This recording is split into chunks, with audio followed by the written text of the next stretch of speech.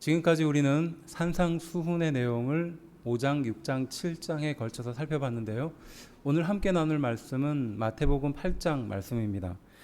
마태복음 8장 말씀의 이 내용들은요, 다른 성경책들, 공간복음서의 다른 성경과는 다르게 시간 순서에 따라서 기록된 것이 아니라 소위 말해서 비슷한 주제에 맞추어서 쓰여진 책입니다. 그래서 8장과 9장은 예수님의 기적들의 사건들을 모아놓고 있습니다. 그렇다면 마태는 왜 예수님의 기적의 사건을 하나로 모았을까요? 네, 그것은 왕적인 권능으로 세상을 통치하신다라는 의미에서 기적의 사건들을 이렇게 8장과 9장에 모아놓고 있습니다. 그래서 1절부터 4절까지는 문둥병자를 치유하는 장면, 그 다음에 5절부터 13절까지는 백부장 종을 치유하는 장면, 그 다음에 베드로의 장모를 치유하는 장면이 14절부터 등장하고요. 19절까지. 그리고 23절부터 27절까지 말씀은 풍랑을 잠잠하게 하시는 예수님의 모습, 그리고 마지막에 가다라 지방 귀신을 축출하는 장면으로 연결이 됩니다. 그 중에서 8절 백부장의 믿음에 관련된 내용들을 들어보면요. 먼저 백부장이 대답하여 이르되 주여 내 집에 들어오심을 나는 감당하지 못하겠사오니 다만 말씀만으로 하옵소서. 그러면 내 한인이 낫겠사옵나이다 라고 말하죠. 그러니까 백부장의 믿음에 대해서, 그리고 그 백부장의 믿음에 대한 응답으로 예수님께서는 그 종을 낫게 해주시는 장면을 볼 수 있습니다. 여기서 등장하는 것처럼 백부장은 말씀만 하옵소서라고 말하죠. 이건 당시에 그 로마 황제와 동일한 권위를 이어받아서 백부장이 행했던 그 권세, 권능으로 볼 수 있습니다. 백부장의 말을 어기는 것은 곧 로마 황제의 말을 어기는 것과 동일하게 간주가 됐습니다. 그만큼 권세가 있었고 권위가 있었다라는 뜻이죠. 백부장은 그러한 것을 알고 있었기 때문에 예수님 또한 이 세상의 왕으로 오셨으니 동일하게 그러한 능력과 권세를 갖고 있습니다라고 믿음으로 고백하고 있는 내용이죠. 예수님은 그러한 백부장의 믿음에 대해서 10절 이렇게 말합니다. 예수께서 들으시고 놀랍게 여겨 따르는 자들에게 이르시되 내가 진실로 너희에게 이르노니 이스라엘 중 아무에게서도 이만한 믿음을 보지 못하였노라 라고 말하죠. 그러니까 예수님께서 그 백부장의 말을 듣고 크게 놀랐다라고 표현하고 있거든요. 네, 놀랍게 여겨 따르는 자들에게 말하며 이만한 믿음이 없다라고 칭찬하고 있는 장면입니다. 백부장의 이 말에 예수님은 감명을 받았던 것 같아요. 네, 감동을 받았던 것 같습니다. 그러면서 정말 이만한 믿음이 없다라고 칭찬하는 그 내용이죠. 그리고 이 상황에 대해서 11절 이렇게 말합니다. 또 너희에게 이르노니 동서로부터 많은 사람이 이르러 아브라함과 이삭과 야곱과 함께 천국에 앉으려니와 라고 말하죠.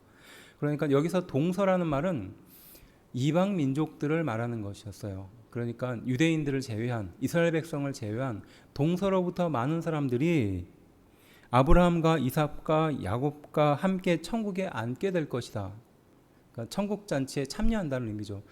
그러니까 동서로부터 이방인들이 모여서 아브라함과 이삭과 야곱의 그 잔치에 참여한다는 거죠. 곧 이스라엘 백성이 된다는 뜻이죠. 그리고 12절 그 나라의 본 자손들은 바깥 어두운 데 쫓겨나 거기서 울며 이를 갈게 되리라 라고 말합니다. 그 나라의 본 자손들은 누구를 말할까요? 네, 이스라엘 백성이죠. 원래 본 자손들인데 그것을 바라보면서 정작 천국 잔치에는 들어가지 못하는 상황이 앞으로 있게 될 것이다 라고 말하는 거죠. 자, 이 말을 듣게 된 유대인들은 어떤 생각을 했을까요? 나는 하나님의 백성으로 할례도 받았고 또 하나님의 말씀도 지키고 당연히 천국은 따놓은 당상이라고 생각하고 있었을 것입니다. 그런데 예수님께서 바로 이 백부장의 믿음을 칭찬하면서 이만한 믿음을 보지 못했다라고 말하며 바로 이방인이었던 백부장이 아브라함과 이삭과 야곱과 함께 천국 잔치에 참여하게 될 것이다. 곧 이스라엘 백성이 될 것이다라고 약속해주고 있는 겁니다. 그에 반해서 정작 하나님의 백성이라고 믿고 있는 이스라엘 백성은 들어가지 못할 것이다 라고 경고하고 있는 장면이죠. 또 19절은 이렇게 말합니다. 한 서기관이 나와 예수께 이르되 선생님이여 어디로 가시든지 저는 따르리이다 라고 말합니다. 그러니까 한 서기관, 당시의 종교 지도자고 하나님의 말씀을 철저히 가르쳤던 사람, 하나님의 말씀을 필사하고 사람들에게 가르쳤던 사람들이었죠. 이 사람이 예수님께 나아가서 내가 예수님을 죽기까지 따르겠다라고 말하는 장면이 등장하죠. 그리고 또 한 사람이 등장합니다. 제자였는데요. 제자 중 한 사람. 여기서의 제자라는 것은 12제자가 아니라 그 많은 제자들 중에 한 사람으로 추측할 수 있습니다. 21절이에요. 제자 중에 또 한 사람이 이르되 주여 내가 먼저 가서 내 아버지를 장사하게 허락하옵소서라고 말하죠. 그러니까 제자 중에 한 명이 나타나서 지금 본인의 아버지가 돌아가신 것 같습니다. 그래서 가서 장사를 치르고 따르게 해달라고 예수님께 말하는 장면이죠. 첫 번째는 서기관이 등장합니다. 그리고 내가 죽기까지 따르겠다라고 말하죠. 두 번째는 제자 중에 한 사람이 나타나서 내가 지금 아버지가 장례 중인데 가서 장례를 치르고 다시 오겠다라고 말하는 장면이죠. 이때 예수님은 어떻게 대답할까요? 서기관에 대해선 인자는 머리 둘 곳이 없다라고 합니다. 그리고 아버지의 장례를 치르겠다라고 말하는 제자 중 한 사람에 대해서는 22절에 죽은 자들이 죽은 자를 장례하게 두고 너는 나를 따르라 라고 말씀하십니다. 자, 이 말씀에 대해서 오해하면 예수님은 십계명의 그 부모를 공경하라는 말씀을 지키지 않는 그런 분이 아니신가 오해할 수 있어요. 또 예수님은 효심이 없거나 부모님에 대해서 인정하지 않는 분이 아닌가라고 오해할 수 있습니다. 하지만 이 서기관은 열정을 가지고 따랐던 사람의 한 전형으로 제시했던 사람이에요. 그렇다면 제자는 어떤 사람일까요? 이것도 결정하지 못하고 저것도 결정하지 못하는, 그러니까 영육을 모두 포기하고 싶지 않아서 예수님께 그것을 먼저 말씀했던 사람입니다. 그러니까 극단적인 두 사람을 지금 비교하고 있는 거죠. 서기관과 같이 이상이 커서 예수님을 따르겠다, 목숨을 다해서 따르겠다라고 말하는 그 사람과 반대로 아직도 제자임에도 불구하고 영과 육 사이에서 결정하지 못하고 왔다 갔다 하는 이 두 사람의 극단적인 단면을 보여주면서 열정을 가진 사람에겐 그 마음의 외로움을 말씀하시면서 마치 베드로가 내가 죽기까지 주님을 따르겠다라고 말했을 때 네가 나를 3번 부인하겠다라고 말하는 것처럼 예수님께서 그 모든 것을 다 가난한 자에게 주고 나를 따르라라고 말씀하셨을 때 근심하고 돌아갔던 그 부자 청년과 같이 지금 이 극단적인 두 사람을 대비하면서 이런 사람이, 이런 마음을 가진 사람이 천국에 들어갈 수 있겠는가, 예수님의 참 제자가 될 수 있겠는가라고 지금 마태복음은 말하고 있습니다. 유대인들을 향하여 열심을 품고 하나님의 말씀을 지킨다고 또 결정하지 못하고 우왕좌왕하면서 괴로워하는, 결정하지 못하는 사람, 이 두 사람의 모습을, 그 전형을 보여주면서 바로 유대인들의 가장 연약한 부분들을 말씀하고 있었던 거죠. 그리고 이어지는 말씀은 예수님께서 배에 오르고 제자들이 따르는 장면입니다. 바다에 큰 놀이 일어나 배가 물결에 덮이게 되죠. 제자들은 죽기까지 어려운 상황에 처해지게 됩니다. 그때 우리 예수님은 그 배의 고물에서 주무시고 계셨죠. 그리고 일어나서 말씀하십니다. 26절 예수께서 이르시되 어찌하여 무서워하느냐 믿음이 작은 자들아 하시고 곧 일어나 바람과 바다를 꾸짖으시니 아주 잔잔하게 되거늘, 이렇게 말씀하시죠.